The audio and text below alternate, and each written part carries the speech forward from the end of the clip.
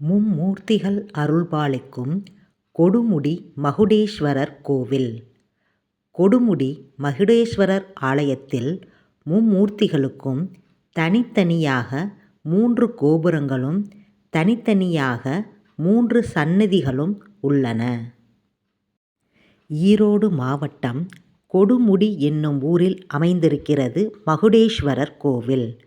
திருவண்ணாமலையில் சிவனே மலையாக இருப்பது போல இங்கு மலையின் முடியாக சிவன் இருக்கிறார் என்று கருதப்படுகிறது. இதனாலேயே இது கொடுமுடி என்ற பெயரை பெற்றதாம். இங்கு எழுந்தருளியிருக்கும் சிவபெருமான் மகுடேஸ்வரர் என்ற திருநாமத்துடனும் தாயார் வடிவுடை நாயகி என்ற திருநாமத்துடனும் அழைக்கப்படுகின்றனர். தலபுராணம்.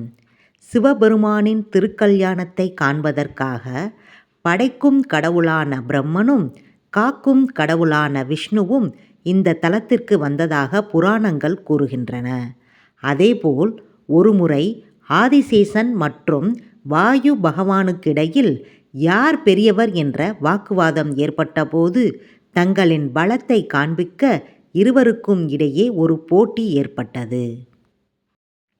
அப்போது இந்திரன் விதித்த போட்டி விதிமுறைகளின்படி ஆதிசேஷன் மேருமலையை பற்றி கொள்ள, வாயு பகவானோ தனது காற்றின் விசையால் ஆதிசேஷனை எதிர்த்து போரிட வேண்டும் என்று நிர்ணயிக்கப்பட்டது. அதன்படி வாயு பகவான் தன் முழு பலத்தையும் செலுத்த மேருமலையின் ஒரு பகுதியானது சிறு சிறு துண்டுகளாக சிதறி தென் திசையின் பல பாகங்களில் வந்து விழுந்தது. அவ்வாறு சிதறிய ஒவ்வொரு கல்லும் சிவலிங்கமாக காணப்பட்டதாகவும் அவற்றில் ஒன்றுதான் இந்த கொடுமுடி மகுடேஸ்வரர் ஆலயம் என்றும் வரலாறு விளக்குகிறது. மும்மூர்த்திகள். இக்கோவிலில் காவிரி ஆற்றின் மேற்கரையில் கிழக்கு நோக்கி அமைந்துள்ளது. 640 அடி நீளமும் 484 அடி அகலமும் கொண்டுள்ளது. மும்மூர்த்திகளுக்கும் தனித்தனியாக 3 கோபுரங்களும் தனித்தனியாக 3 சந்நிதிகளும் 3 வாயில்களும் அமைக்கப்பட்டிருக்கின்றது. கோவிலினுள் சென்ற உடனே கொடிமரம் உள்ளது. கொடிமரத்தை அடுத்து நந்தீஸ்வரர் காட்சியளிக்கின்றார். மேலும் இந்த சன்னதியில் நவக்கிரகங்கள், தட்சிணாமூர்த்தி, சூரியன், 63 நாயன்மார்கள், முருகப்பெருமான் ஆகியோர் வீற்றிருக்கின்றனர். இன்னும் சிறப்பாக இந்த கோவிலின் மேற்கூரையில் ராசி சக்கரங்கள் கல்லில் பொறிக்கப்பட்டுள்ளன. சிவபெருமான் சன்னதியில் வலதுபுறத்தில் வடிவுடை அம்மன் சன்னதி இடம்பெற்றிருக்கிறது.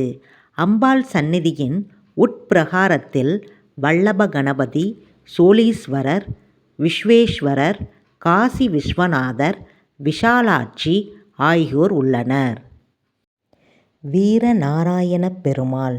இங்கு மூலவர் வீரநாராயண பெருமாளை பார்த்தபடி கருடாழ்வார் இருக்கின்றார். மூலவர் பெருமாள் சயன கோலத்தில் அற்புதமாக காட்சியளிக்கின்றார்.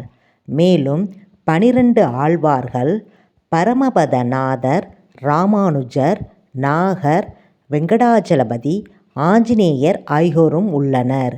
இக்கோவிலின் ஆஞ்சநேயர் சற்று வித்தியாசமாக கோரப்பல்லில் காட்சியளிக்கின்றார். இங்கு மகாலட்சுமிக்கு தனி சன்னதியும் அமைக்கப்பட்டுள்ளது. பிரம்மன். இங்கு பிரம்மா கர்மகாரகன், ஆயுள்காரகன் என்று அழைக்கப்படும் சனி பகவானுக்கு உகந்த வன்னி மரத்தடியில் எங்கும் காணப்படாத 3 முகங்களை கொண்டு எழுந்தருளியுள்ளார். இத்திருத்தலத்தில் சனி பகவான் நின்ற நிலையில் இருக்கிறார். இந்த சனி பகவானின் சன்னதிக்கு நேரெதிரே அவருடைய வாகனமான காக்கை இருக்கிறது. இந்த காகத்திற்கு முன்பு பக்தர்கள் எள் பொட்டலங்களை கொண்டு தங்களுக்கு தாங்களே தலைக்கு மேல் சுற்றி நெருப்பில் போடுகின்றனர். இப்படி செய்வதால் சனி தோஷம் நிச்சயம் நீங்கும் என்று நம்பப்படுகிறது.